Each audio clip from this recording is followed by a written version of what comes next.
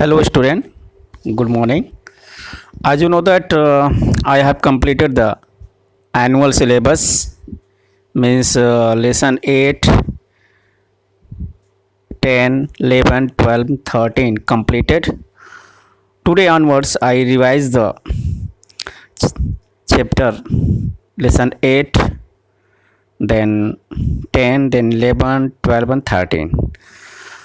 So, and I hope all of you have completed the all exercise of, of annual syllabus, and whatever if any left, then you send to me message. I will provide the PDF file. So today onwards we have discussed about the lesson 8, today lesson 8, air and water. Now see the first lesson 8, air and water. Okay, first chapter, air and water. You know that air and water both are essential for us, means both are necessary. दोनों हमारे लिए बहुत ही आवश्यक है, necessary है, essential है. Plants and animals both depend on air and water to live. Plants and animals दोनों जीवित रहने के लिए एयर एंड वाटर पर डिपेंड हैं.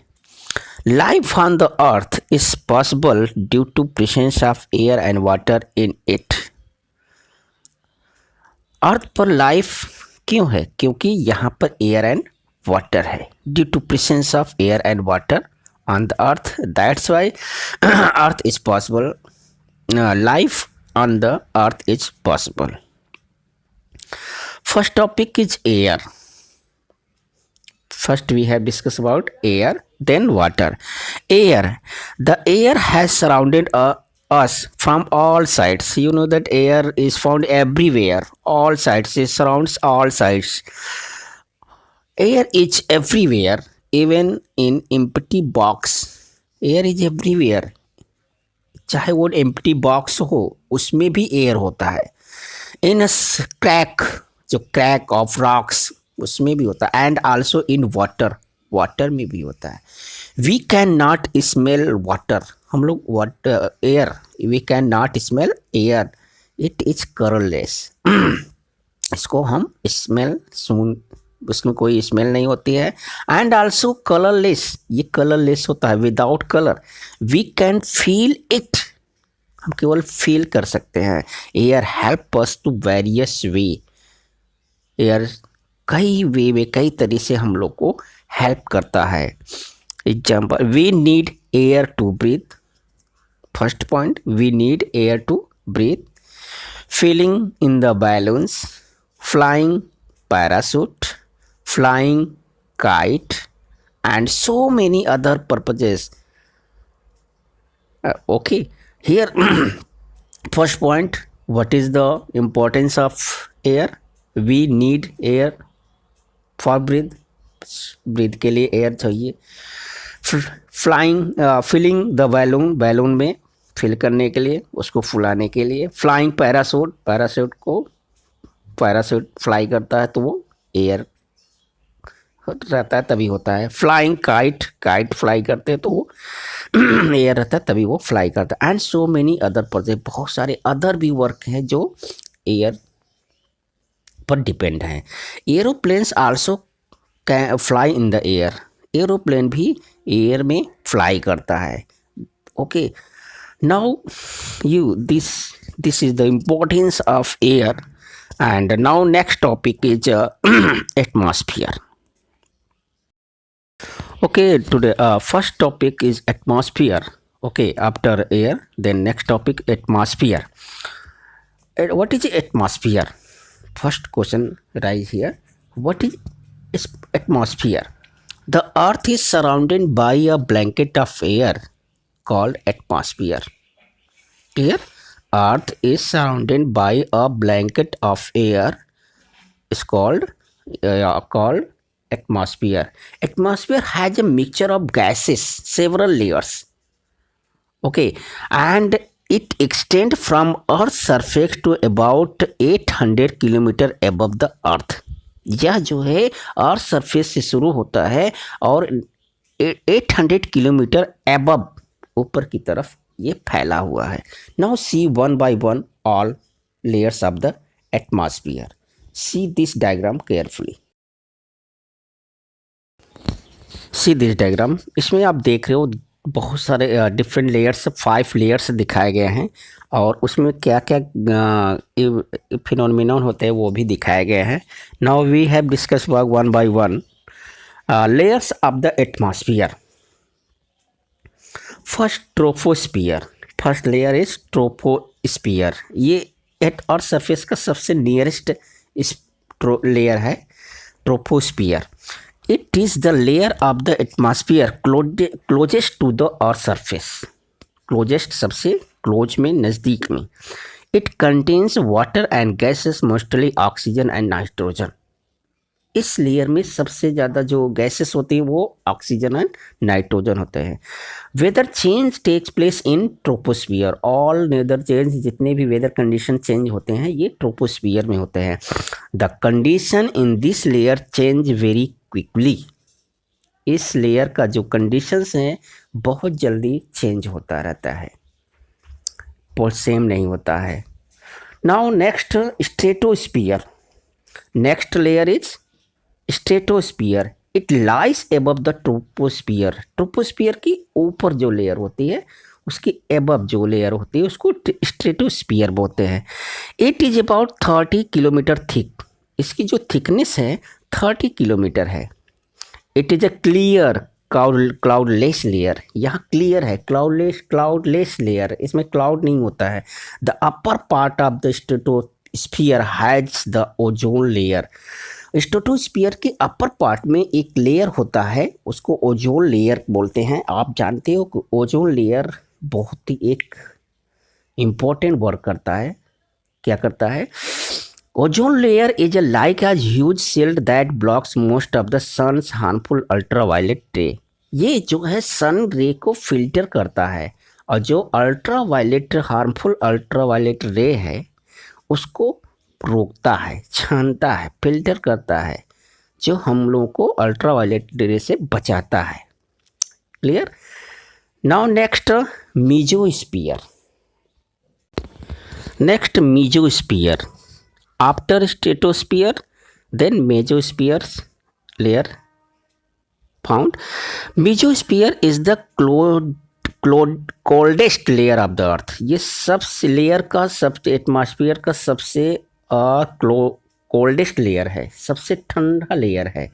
It extend from the upper boundary of the stratosphere up to 85 kilometre. ये जो है स्ट्रेटोस्फीयर के ऊपरी हिस्से से लेकर के इस जो है 85 किलोमीटर तक फैला हुआ है।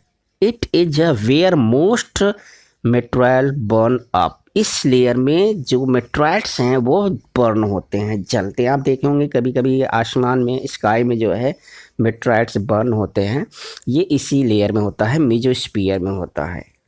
ओके, एंड ये जो है mesosphere is the coldest layer of the earth.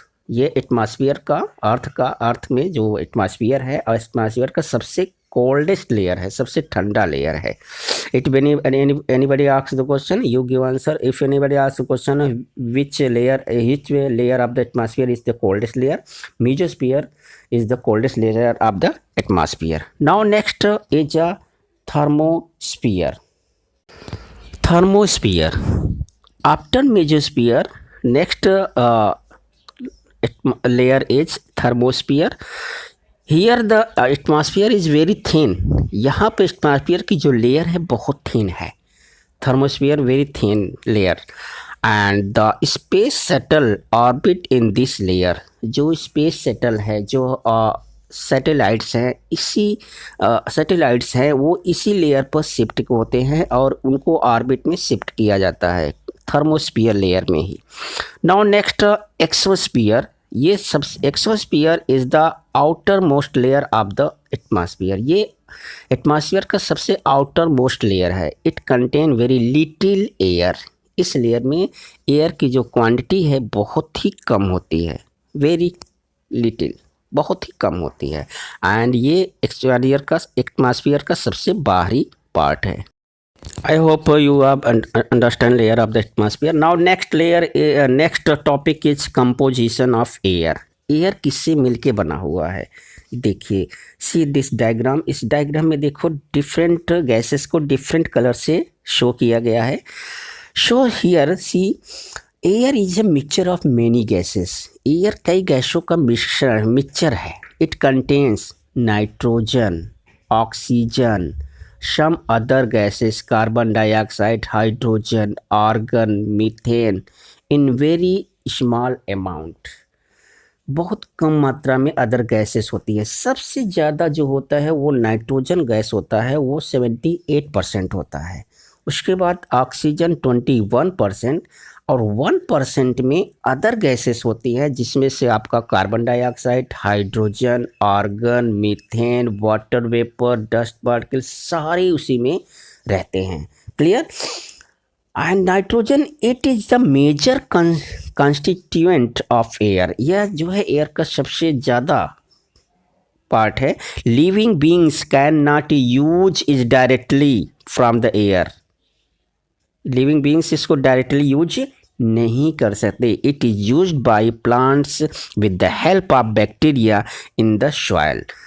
Plants directly use कर सकता है, लेकिन उसमें जो बैक्टीरिया होता है उसकी हेल्प से, जो बैक्टीरिया सॉइल में होता है, it also keep the process of burning under control. ये बर्निंग के प्रोसेस को कंट्रोल करता है। Oxygen plants and animals need it for respiration. आप जानते हो ब्रीदिंग के लिए ऑक्सीजन ज़रूरत होती है। इट हेल्प्स इन बर्निंग, ये बर्निंग में भी हेल्प करता है। The amount of water vapour present in air is called humidity.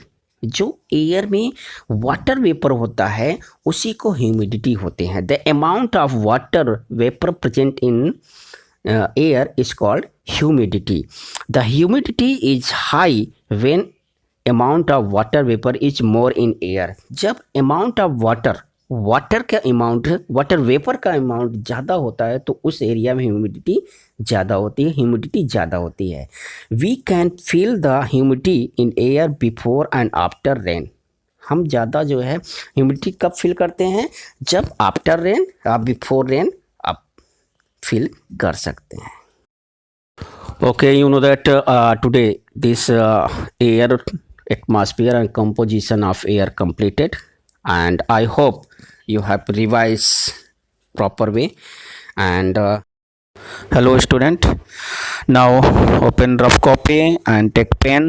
Now write homework of lesson 8, date 27th January. Homework is read and revise the explained topics of lesson 8. I repeat again, read and revise the explained topics of lesson 8 in proper way. And after watching the video you have to write name, class and section for your attendance.